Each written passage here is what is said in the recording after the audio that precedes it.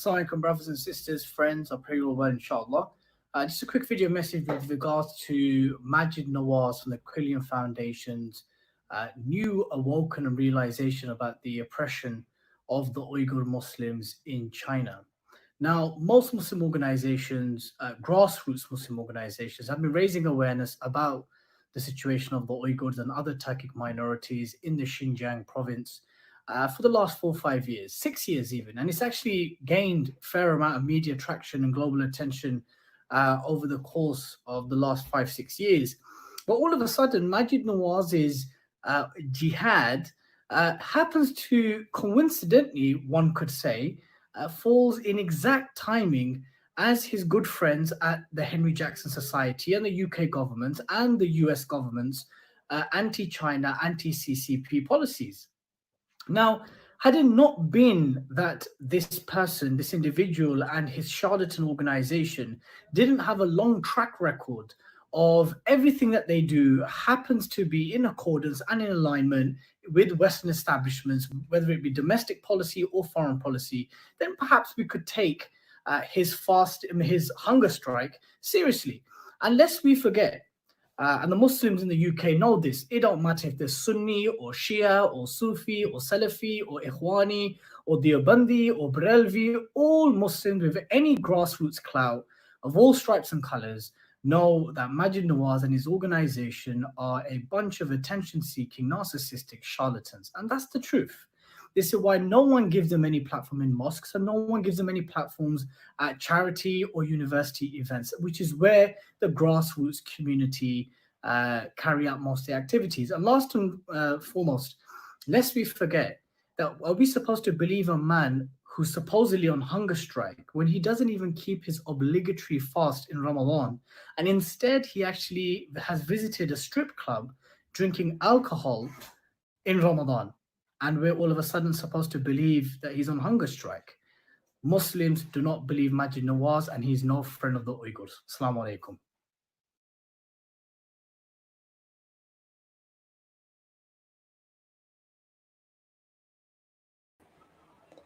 All right. Assalamu alaikum, dear brothers and sisters. Welcome to another live show. Today I have with me, I guess, joining me all the way from the UK, Mr. Dilly Hussain. Dilly Hussain. Who is Dilly Hussain? Dilly Hussain is a deputy editor of the Five Pillars. You would have heard of them. They basically are a voice for Muslims in the West. Dilly himself regularly appears on Islam Channel, Russia Today, Channel 4, BBC One, BBC Look East, BBC South, BBC radio stations discussing Middle East and North African politics and domestic topics concerning British Muslims. He's also a blogger for the Huffington Post UK, a freelance contributor for Al Jazeera English, Ceasefire Magazine, Middle East Eye, and Foreign Policy Journal. Welcome to the show, Dilly. How are you today? Assalamu alaikum, Brother Arslan. Assalamu alaikum to all the brothers and sisters and friends tuning in. I'm well. I'm very honored to have been given the opportunity to speak with you on Talk is Turkestan. Thank you so much. We were actually going to talk about something totally different. We were going to be, focusing on the Uyghurs a lot more, but something happened. You released that video because of a petition that was signed, and you and I, we both support this petition, but the topic of this conversation, Uyghur Allies, the good, the bad, and the very bad. Could you break down? We're going to get straight into it. I don't want to fuss about. Could you break down what we're trying to say? And this is not the first time this has happened. Alhamdulillah, wa salatu wa salam ala rasulillah, rabbi shrah li sadri wa yassir li amri, wahlul uqdatan min lisani yafqahu qawli. Jazakumullah khair for going straight into it, Brother Arslan. Just to kind of give a brief to the viewers and those who are going to watch this live later on, it came to my attention and the attention of the British Muslim community that over the last 5 to 7 days, an individual called Maajid Nawaz, who is part of the Quillian Foundation, has been very active on social media with regards to raising awareness about the plight of our Uyghur brothers and sisters in occupied East Turkestan, or as the West refers to it as Xinjiang. Now, what alarmed many Muslims is that the audacity of this individual and his organization all of a sudden now being at the front line or trying to be at the front line in raising awareness about the situation of the Uyghurs. And the reason why that is because Maajid Nawaz and his organization, the Quilliam Foundation, have a long track record. And when I say long, I'm talking 8-9 years, possibly longer, of pushing an agenda that if one scratches beneath the surface and compares what they have been calling for in the UK and what China is doing and the reasons it does it, there's not that much difference. The only difference is that China, and it's a major difference, of course, is that China is brutalizing and is forcibly detaining millions of Muslims in concentration camps, which they refer to as re-education vocational camps. And they are putting children into state orphanages. They have literally, censored any outward show of Islam, and to the extent where they're now sending agents into the homes of Uyghurs and other Turkic Muslims. But if you look at what the Quilliam Foundation and Maajid Nawaz have consistently called for, and remember, Arslan, yesterday on WhatsApp, I sent you some articles which our brothers and sisters can look. Google Quilliam Foundation spying on children. Google Maajid Nawaz, Quilliam Foundation, Home Office list. These are just two examples that the Quilliam Foundation suggested to the UK government that they have produced an app. Just listen to this attentively and think of the Uyghurs in East Turkestan with their digital surveillance system. That they created an app for teachers to spy on children, predominantly Muslim children.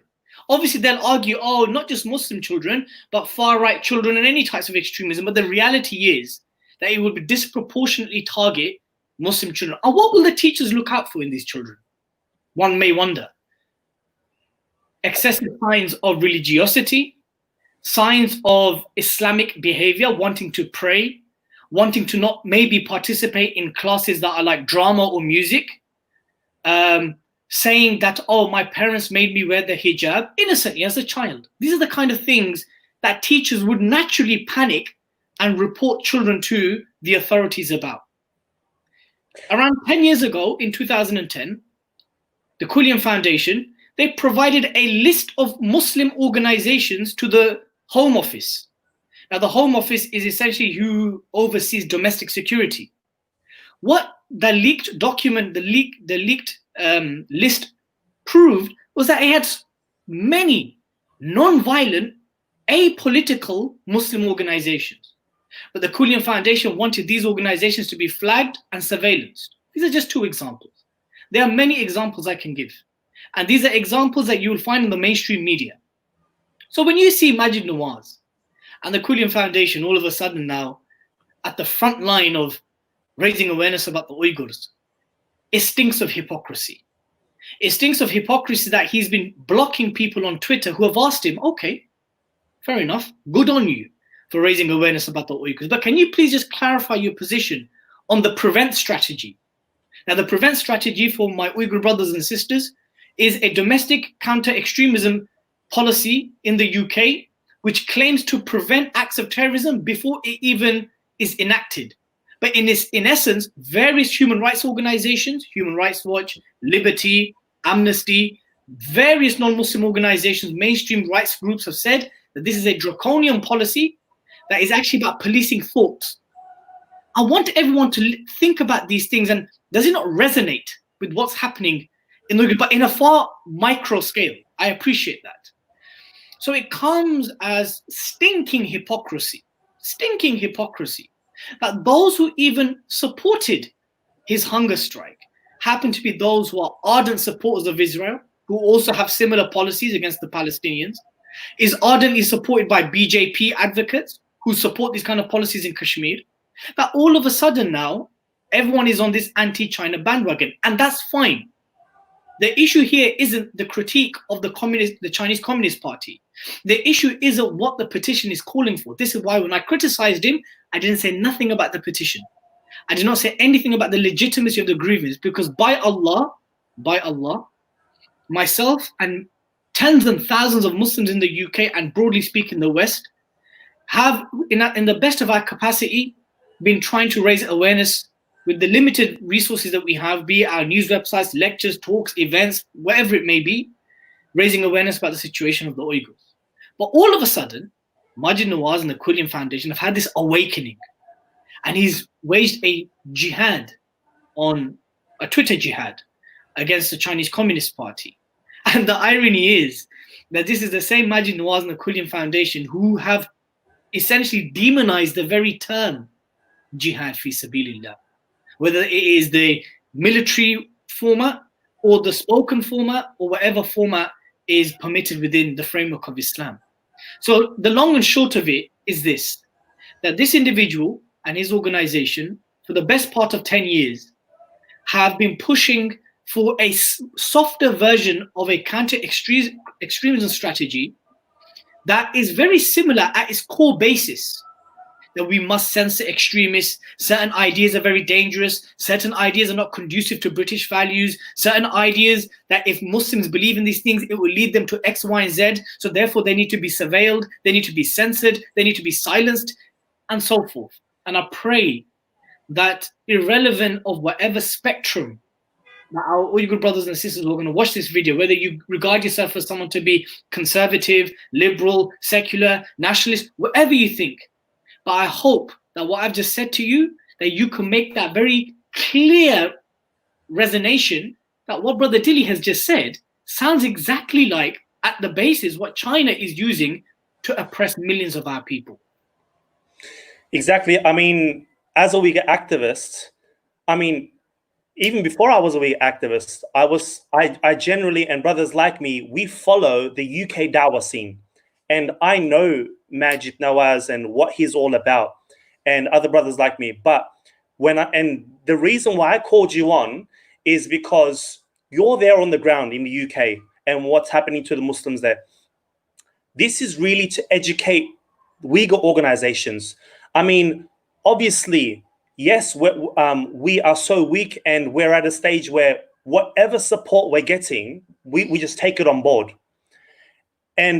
But when it comes to this individual, I'm going to try to make this talk as, what's the word, not one-sided as possible, but I just want to put my food for thought, and then I'm going to play devil's advocate after this. But what people have to understand is, if with the support of this individual, we could be losing 9 other supporters. I mean, that shouldn't be the case, but this automatically happens. I remember a while ago, I mean, an individual by the name of Avi Yemeni. Now, I know this individual as well, but I don't see him as much of a threat as Maajid. He posted something really, really good, and I didn't want to, but I did one retweet. I wanted to see what would happen. Brother, not just the followers I lost, it was just like I lost so many supporters, and yes, we want support and this, but with this particular individual, we could be losing a lot more than we gain. Avi Yemeni is someone who, in Speaker's Corner, Hyde Park, admitted, I believe it's to Ali Dawo or Brother Muhammad Hijab, one of them, he admitted to killing innocent people in Gaza. Right? And it wasn't too long ago, like 2 years ago, where the Israeli head of security said that he understands exactly why China is enacting these kind of policies. I guess the point here is, Brother Arson, is this, right? The likes of Maajid Nawaz are here today, they're gone tomorrow. That's the fact of the matter. I want to also posit something else to our dear brothers and sisters who are going to be watching this. And I too do not want to make this engagement one-sided. Yes, I have my views. I have my views with regards to where the lion's share of the responsibility should be in terms of helping out Uyghur brothers and sisters. My lectures, my articles, my talks, my reminders, all of that is online. And maybe we can touch upon that later. But I'm trying to be as neutrally and as sound-minded as possible, right? The likes of Maajid Nawaz are here today, they're gone tomorrow. And one of the indicators of that is where has he been for the last 5 years? Where? Because the situation of East Turkestan has not just blew up last week. It's been generally gaining global traction for the last 4 to 6 years. Where has he been for the last 5, 6 years? And just to add on to that, why, and again, what I do not want to do, and this is speaking from a Muslim perspective, there is no hierarchy of whose life and honor is greater than the other. We know from the hadith of the Prophet ﷺ that the life and the blood of one Muslim is greater to Allah and dearer to Allah than the Kaaba and its surroundings and everything in it. So we don't have a league of table where Palestinians are there and the Uyghurs are ranking number 2 and 3. We don't have this. But the point here is, where is this man's consistency? And where you do not see consistency in a person or an organization, these are red flags. I also want to reiterate another thing. Brothers and sisters, from the very onset, I made it very clear that the issue of East Turkestan is an issue of occupied land. And it has been occupied land before the 1944, 1945, before the 2 republics, the Islamic republics, it was occupied land. Why is it that the likes of Maajid Nawaz never even utter the word East Turkestan? Forget occupied. Why do they not utter the word East Turkestan? It's because they know by uttering it, by recognizing the sovereignty and the autonomy of East Turkestan as essentially its own separate entity, that this now adds a different layer. But you'll find yourself, Arslan, that mashallah, even though many of the Muslims, whether they are Arab or Asian or African or whatever they may be, we may not have the following of Maajid Nawaz and Quillian Foundation. We may not have famous friends like Richard Dawkins and others who will retweet us. Richard Dawkins, Richard Dawkins. Think about the people that are supporting that. Nigel Farage, the former head of UKIP, who once insulted our Prophet and called Islam a 5th column. Yeah? Look, this person is an open enemy of Islam. Not any kind of Islam, just period. He sees Islam as one of the greatest threats to Western civilization. And all of a sudden now we have these kind of individuals. Now, okay, fine. Again, they got 100,000 petition signatures. I know many good, sincere Muslims have signed that petition. I myself signed that petition because I was able to distinguish between Maajid Nawaz and Quillian Foundation and the cause of the Uyghurs. But these are just things that we need to consider. And this is a message not just to our Uyghur brothers and sisters. This is to the Palestinians who for 60 to 70 years have been let down and have been deceived. This is a message to even our Syrian brothers and sisters who have found out the hard way, where the West was rallying with them on their side for the first 3 years and then abandoned them and chose Bashar over them. This is also, our Kashmiri brothers and sisters know this, that for 70 years they too have been turning to the UN, but the UN has continuously turned a blind eye. And all of a sudden we'll see sporadic support from certain individuals and certain organizations who on the one hand support a particular oppressed group, but in terms of a general strategy as a state, they have equally oppressed Muslims are continuing to do so. So I guess today's talk, who are the allies of the Uyghurs, the good, the bad, and the very bad? The point here is, I totally appreciate and I totally understand that as a result of not just the abandonment, but the treachery, the complicity of Muslim majority governments and countries has led our Uyghur brothers and sisters and our Uyghur Muslim brothers and sisters to now resort out of desperation any kind of help from anywhere.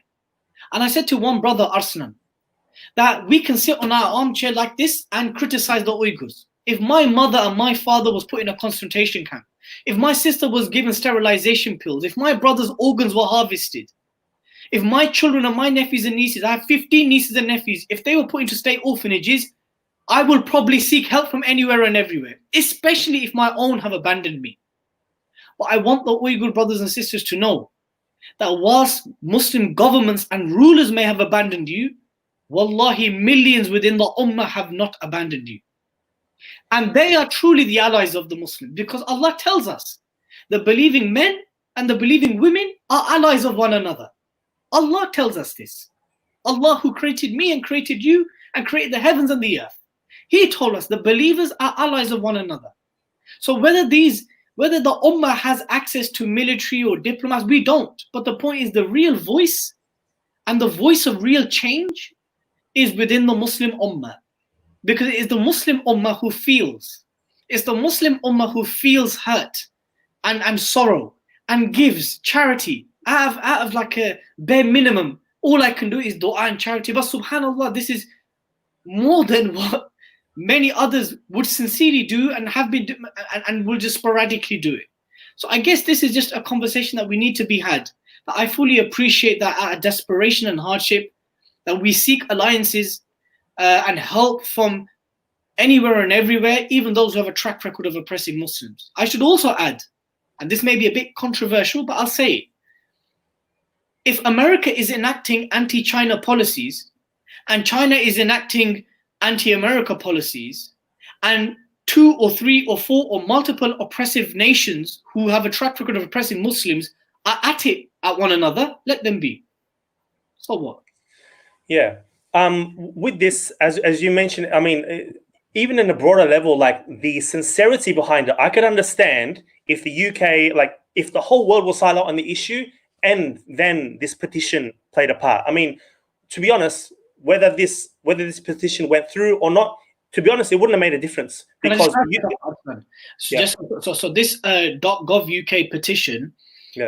So if you get 10,000 signatories, that basically means that it will be on the agenda to be discussed. And if you get 100,000 signatories, that means that it will be a discussion in the Commons. I don't want brothers and sisters to mistaken and think that all of a sudden all 326 MPs in the UK are going to discuss the Uyghur situation. No, that's not how it works. It's going to be in a private room in the House of Commons, and even then there has to be a certain level of lobbying to even get MPs to come into this private room to discuss it. So I don't want anyone to have any kind of misjudgment thinking that, yes, all of a sudden now the entire British establishment is going to discuss the situation. No, it doesn't work like that. 10,000 signatories means that it will be considered for discussion. 100,000 means that it will be discussed. It does not mean it's going to be discussed in the main floor of the House of Commons. It's going to be in a private room, and even then it's whichever politician deems it to be worthy enough to attend to discuss. And those findings we'll never know unless those meetings are publicized. Yeah, so back to what I was saying, like I could understand if this petition was a year ago or 2 years ago, but we're already like heading for the goals. I mean, it's already been shot. The ball's going into between the goalposts, and then this comes up to. I did not personally see any sincerity, and as I mentioned before, what do you think that the damage would be? Because it all looks positive, it all looks nice and dandy, but I just see negativity coming from. What's the negativity that could come from this? Or because we have this individual at the helms leading this. I think, there are some blatant and inevitable harms. But let me just first, before I tell you the harm, let me tell you the goodness within the sincere Muslims. Yeah. The goodness in the sincere Muslims will be that, you know what? Even though Maajid, Nawaz and Quillian Foundation are who they are, we're not going to let this derail or ruin raising awareness about the situation of the Uyghurs in occupied East Turkestan. And the goodness within generally most Muslims will be that we don't really care about Maajid, Nawaz and the Quillian Foundation, and we're not going to hold any enmity against our Uyghur brothers and sisters, even those who have shared his content, praised him, retweeted him, and see him as an ally. We're not going to make enmity and enemies out of our brothers and sisters. What we need to do is educate them about who this individual is and what his organization calls for. However, what those Uyghur organizations and rights groups potentially risk in terms of platforming and normalizing and validating the likes of Maajid, Nawaz and Quillian Foundation is that in the same way that we are trying our best to understand the nuances and the context and the sensitivities of the Uyghur Muslims, that some would naturally feel that the sensitivities of the Muslims of the West is not being taken into consideration. Bro, there's a near consensus in the UK, and even broadly speaking in the States and North America, but mainly in the UK and Europe, everyone knows who Maajid, Nawaz and the Quillian Foundation is. And those Uyghur rights groups need to understand that why haven't they ever spoken in a single mosque? Why haven't they ever been invited to a single Muslim charity event? Why haven't they ever spoken at an Islamic society or an MSA? These are generally where the mainstream Muslims operate, right? Irrelevant of your creed or sect or madhab. Generally speaking, those are the three kind of platforms and areas which mainstream Muslims operate: the Maajid, the universities, and of course community charity events. And Quilliam Foundation are nowhere to be seen because there is generally a boycott and a zero tolerance of engagement with these guys. And what would happen is that those Uyghur rights groups and prominent campaigners who are now giving him oxygen and legitimacy, you are doing something which the Muslims in the UK and beyond have not done with him and his organization for 10 years.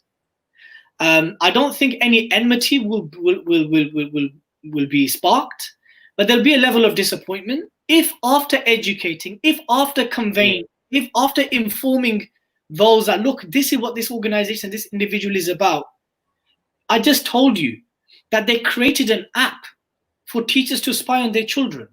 I just told you that his organization gave a list of Muslim organizations to the authorities to surveil, and they were all peaceful, apolitical organizations. In fact, the list was so outrageous that the leak happened from within the government. Do you understand? So this is the kind of thing that I want to highlight. And there's a reason, in case anyone was wondering, why did Brother Dilly mention about him going to a strip club in Ramadan and drinking alcohol? That's a private sin. Well, it's not, because he proudly defended it publicly. Yeah? And are we not seeing videos from the camps where they are making the Muslim men and women drink alcohol and dance with each other's wives and do all kind of fahisha? I will go as far as to say that if the Chinese Communist Party could turn all the Uyghurs to Maajid Nawazis, their job's done. Because as far as I know, he promotes a modern Islam. It's not even a modern. It's not even a modern. And the meaning of modern Islam means no praying, like us. We are not part of this, right? Which is the exact same thing the Chinese Communist Party is doing. They are Hanifying or Sinicizing Islam to match a communist version of Islam. So either the Quilliam Foundation is mimicking the CCP, or the CCP is mimicking these guys. I will go as far as to say that the global Islamophobia industry and the global war on terror industry, there is in Arabic you call it ijma, but there is a consensus as to what the markers are that are signs of radicalization. Just because China is putting millions of Uyghurs into camps and the children into orphanages, and then banning the Quran, the hijab, fasting, and these kind of things, that the West has a more sophisticated way of enacting these policies. They have policies such as Prevent, Contest, Schedule 7, the Counterterrorism and Security Act 2015, the Anti-Terrorism Glorification Act of 2001 or 7, I'm not sure. But they have a far more sophisticated way of enacting these policies. They have a far more sophisticated way in basically saying that that these are 4 British values: belief in democracy, belief in individual liberty, belief in mutual tolerance, and belief in the rule of law. The way we define, i.e. the government defines these 4 values, if you happen to disagree with them from the standpoint of faith, you're a non-violent extremist. And that essentially means that you will be watched, you will be marked, your children will be surveilled, right? And these are not scare stories. This is happening in the UK. I believe in Germany, that they're already and in places like Germany and the Netherlands, they're already talking about Syrian refugees and Muslim refugees that are coming in have to spend at least 4 years under a state education system before they're reintegrated into society. Just listen to these things. The same thing. It's just that the West are more sophisticated in it. And China, quite frankly, has a far more iron fist strategy. Now, I'm going to be careful so Maajid Nawaz and the Quilliam Foundation doesn't sue me and doesn't sue you, because they have very deep pockets, they're very well funded.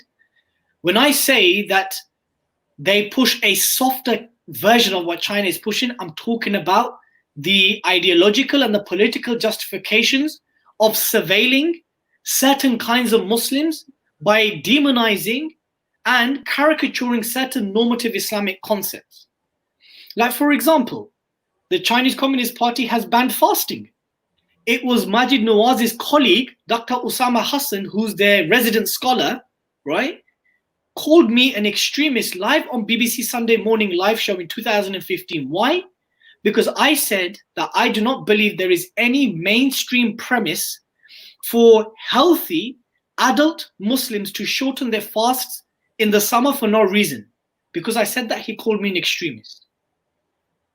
Like, so I'm sure that that was just one example. I'm sure if they had their way, that they would, you know, censor and surveil many other views, right? You know, Muslims who support non-violent political groups in the Muslim world, Muslims who want to see aspects of the Sharia in the Muslim world, Muslim sisters who want to wear the niqab, these kind of things have regularly been demonized, either directly or indirectly, by the Quilliam Foundation and the Maajid Nawaz. One last thing, and I hope I genuinely hope that if Uyghur brothers and sisters are going to watch this, and especially those who don't generally classify themselves as conservative or Islamic, because you have to understand, Arslan, that, my dear brother, the Uyghurs now have got to a stage where they are no different to the Syrians, the Kashmiris, the Rohingya, the Palestinians, that you have a spectrum of activists. Those who see themselves as Islamic or conservative, those who see themselves as nationalists or separatists, those who see themselves as kind of secular liberals, and they have different kind of objectives that they want to see. Yeah, that if there's one thing that I hope that I can at least pull on your, you know, Islamic Muslim identity and feelings, is that Maajid Nawaz some years ago felt that it was absolutely his right to tweet and carry on sharing blasphemous and derogatory photos of our beloved Prophet Muhammad sallallahu alaihi wasallam and Isa alayhi salam. So I remind you and I reiterate to everyone who's watching and listening, I appreciate, number one, that at a time of desperation and hardship, when your own have abandoned you in terms of governments and rulers, that taking help from anywhere and everywhere in such a position of hardship, I understand it. But Allah gives us barakah. He blesses us and grants us victory ultimately when we say that, oh, when surveillance against us is bad, but this ally of mine has called for surveillance of my brothers and sisters elsewhere. How is that fair and consistent? This is just something that we should ask ourselves. That when we seek alliances or we start validating people who are part of the Israeli security state, or who are part of the Western security establishment state, who have supported similar kind of policies that China is enacting in against the Uyghurs, that they've done it against Palestinians and Kashmiris and Syrians, etc. How does that make sense? Purely on the position of consistency. Then we need to be clear then. We need to be clear that this is just a momentary circumstantial alliance.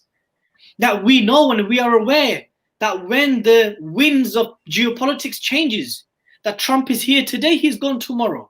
Maajid Nawaz is here today, he's gone tomorrow. Yahya Amini is here today, he's gone tomorrow. Dawkins is here today, he's gone tomorrow. So these are the kind of things that we need to be prepared for.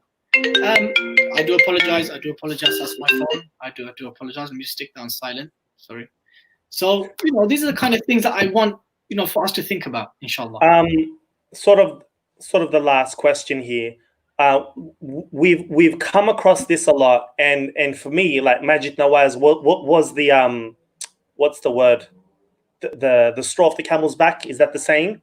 Like, yeah. That was the last straw for me, and that's why I'm here. But we've had many different personalities like him, and I've been silent on the issue. What would you advise Uyghurs, activists, organizations, when we come across individuals like this in the future? How are we supposed to approach it? I mean, shouldn't a normal person do some research, go and look in the background, or is it just like, nah, whatever helps there, we should just jump on it? Like, what would you advise us? Asim, before I answer your question, it's a fantastic question, by the way. Can I ask you a very quick question? Yeah. Amongst Uyghur activists and campaigners, are there political differences? Yes, there are. Yeah. So naturally, it all depends on what kind of campaigner, activist, da'i you are. And it ultimately boils down to what the kind of vision that you have for East Turkestan. It boils down to your priorities. Who do you as an Uyghur Muslim believe the lion's share of the responsibility is? If someone asks me, I believe purely from the virtue of Islam that the lion's share of responsibility is on Muslim governments and Muslim rulers. That's quite frankly, that's it. Why? Because Allah tells us the believers are allies of one another. Do you understand? Al-Muslimin al-Ikhwa. We are one ummah. The Prophet ﷺ, Allah tells us continuously. So I have grounded my position from the deen of Islam. Right?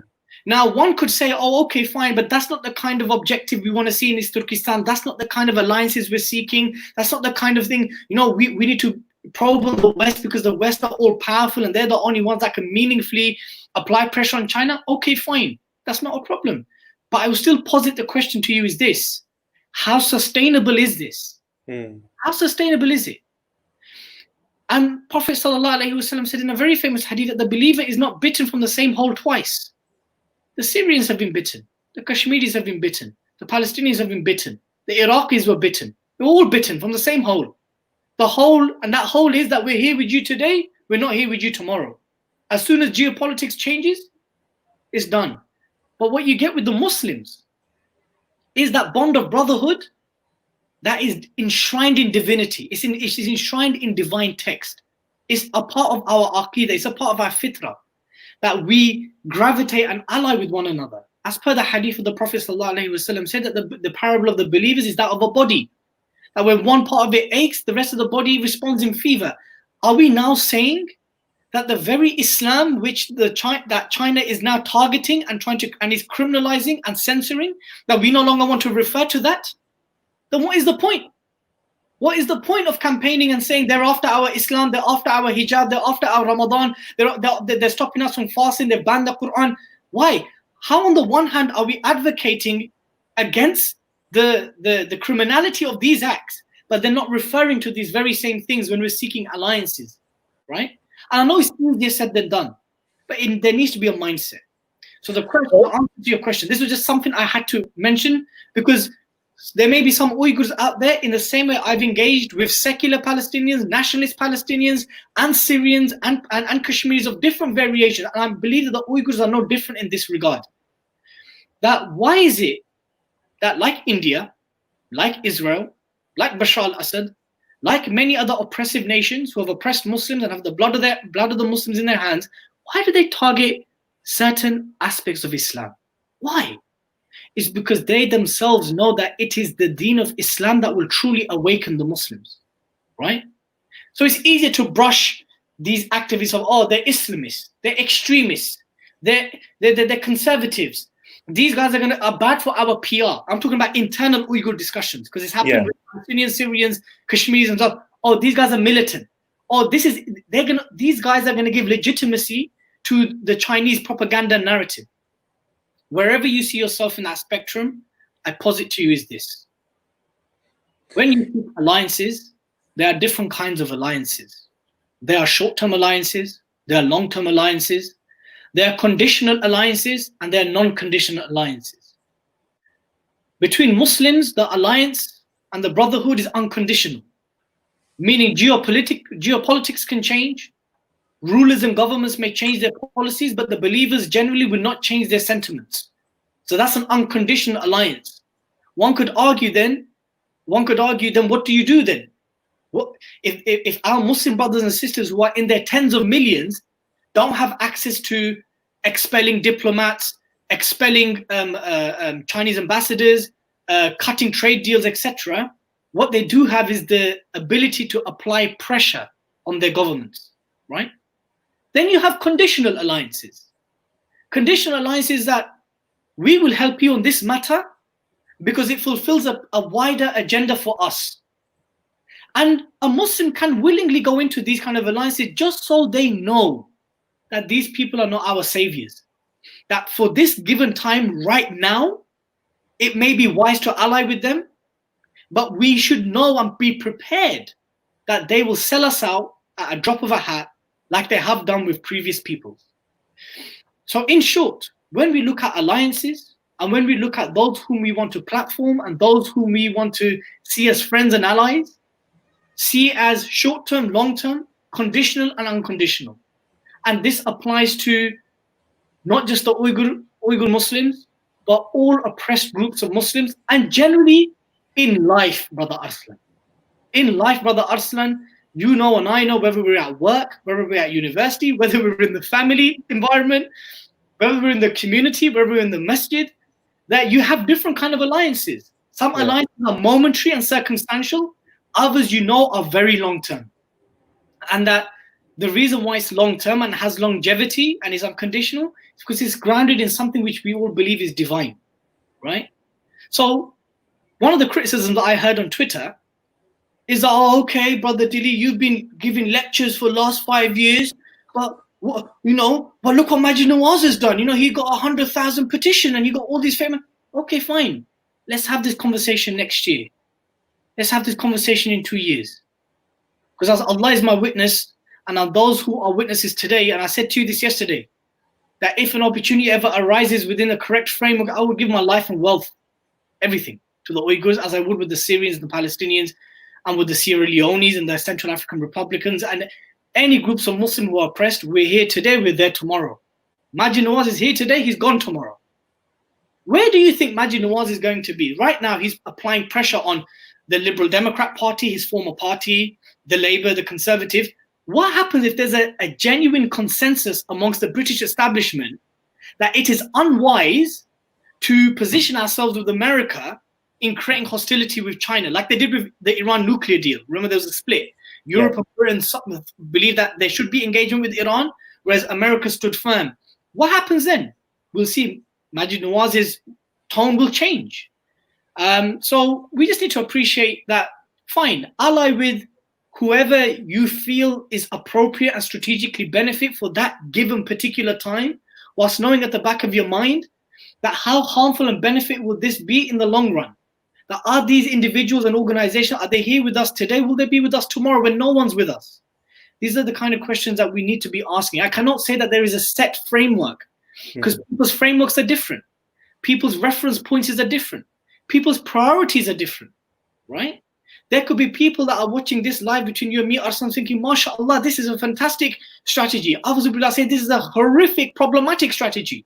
We don't know, because we don't know what people's framework is. But I am a Muslim. And for me, when I am a Muslim who is submitted to Allah, then my framework has to be Islam.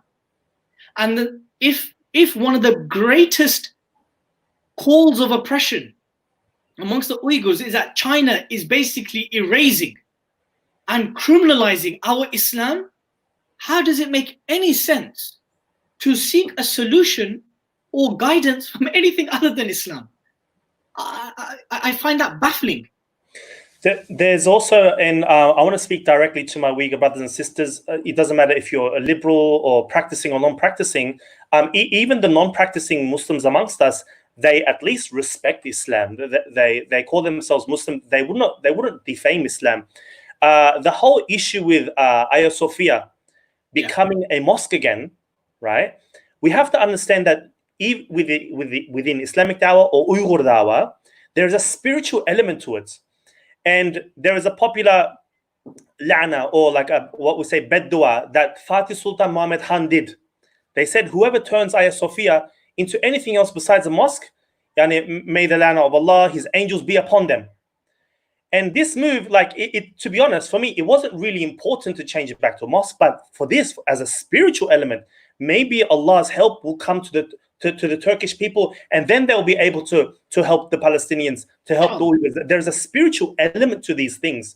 All right, I might do something. I might get 5 people follow me, and someone who doesn't follow Allah gets 1,000 followers. That's not the issue here. It's whether there's khair, it's stuff that we cannot see. Maybe Allah's angels will come down and help us. There's a spiritual element that we have forgotten. We're like, all right, let's rely totally upon. I rub shoulders. I've had people from previous, I had a general on who worked in Trump's administration. I've got people who work in higher ranking, in human rights organizations. That's fine. But for us Muslims, there's a spiritual element. This is also a part of our ibadah. We shouldn't, there is a line that shouldn't be crossed, I guess, is what I'm trying to say.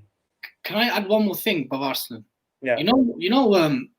The pro-Palestine activists activism, the pro-Palestine movement, over the course of last 30, 40 years has been dominated by the left, by socialists. Yeah. And, you know, they call for a two-state solution. By Allah, speak to any Palestinian privately and ask them if they recognize a two-state solution. Ask them if they recognize even a handspan of Israel as a legitimate state. They will tell you never. This was the land of the Muslims and our forefathers, and it was stolen from us. But for the sake of leftist politics and socialist politics, we have to accept the two-state solution as a starting point, whether it be the 67 borders, the 73 borders, the 48 borders. And whenever I speak to, I have socialist friends. I have socialist friends who are ardent pro-Palestine activists. May Allah guide them to Islam. I mean, they're beautiful, lovely people. Yeah. But when I speak to them, I have to explain to them that you have to understand that the occupation of Jerusalem and Masjid al-Aqsa, it's not a humanitarian issue for us. Yes, there's humanitarian abuses going on there. And I've heard this very commonly, oh, the situation in Xinjiang and East Turkestan is a humanitarian. Yes, there's humanitarian abuses. But for Muslims, this is not a humanitarian issue. This is a dini issue. This is a dini issue. So yes, there's humanitarian abuses, and yes, make alliances. In the same way that the left and socialists have entirely dominated the pro-Palestine campaign movement, and you know, organizations like the Boycott, Diversity and Sanctions Movement, BDS, they've done some fantastic work. There's no taking away from that. But the point here is that at the end of the day, when you know, if you strip away the ideology, if you strip away the politics, and you ask a Muslim, why is Palestine so dear to you? What do you think they're going to say? Masjid al-Aqsa, right? When you strip away the culture, you know, those hats that Uyghurs wear, right? And certain kind of clothing that the Uyghurs wear, if you take away the food, the language, everything, what's left? Islam is left. Yeah? So the truth be told, bro, you know, at the end of the day, we can, sure, make alliances as much as you want. Just two things. Do not make alliances by compromising your Islam, the very Islam that you're fighting to defend and protect in your occupied land. And number two, assess what is long-term, short-term, conditional, unconditional. And inshallah, from that, Allah will give us victory and make the affairs of the believers better in this life and the next. Ameen. And one very last thing I want to say about what you said about Sultan Fateh, rahimahullah, that he did a bedua. Many people were like, oh, it's not right for Sultan Fateh to have made that bedua because he cannot send la'na or curses when that's the position of Allah. There's a reason why Sultan Fateh did this. Is because he genuinely believed that he fulfilled the prophecy of Muhammad sallallahu alaihi wasallam about the hadith about the conquest of Constantinople and the leader being a great leader and the army being a great army. Sultan Fateh believed that he was the fulfillment of that prophecy, and that if the Prophet himself described the army and the leader as great, that he had the ijazah, the authority to make that la'na, that bedua. He wouldn't have done that in isolation. And the spiritual uplifting, the collective uplifting of the Muslim sentiment is like the seeds that we sow today that will bear fruit in the years and decades to come, inshallah. Inshallah. Brother, Jazakallah khair for all that. Before we leave you, is there anything else that you wanted to mention that I did not raise? It's definitely been a fruitful talk today, inshallah. And I hope, again, this was mainly not just for all Muslims, but I specifically wanted to target Uyghur activists and Uyghur organizations in this. Was there anything else that you felt like we missed out on today that you wanted to fill in the last second? No, but I think, alhamdulillah, we covered the crux of today's discussion. But I just want to reiterate that if I said anything to hurt or offend our Uyghur brothers and sisters, wallahi, this was not my intention. I know I can put myself in hypothetical scenarios and say, oh, if this was my mum and dad and my sisters, and yeah, we can give theoretical and hypothetical arguments.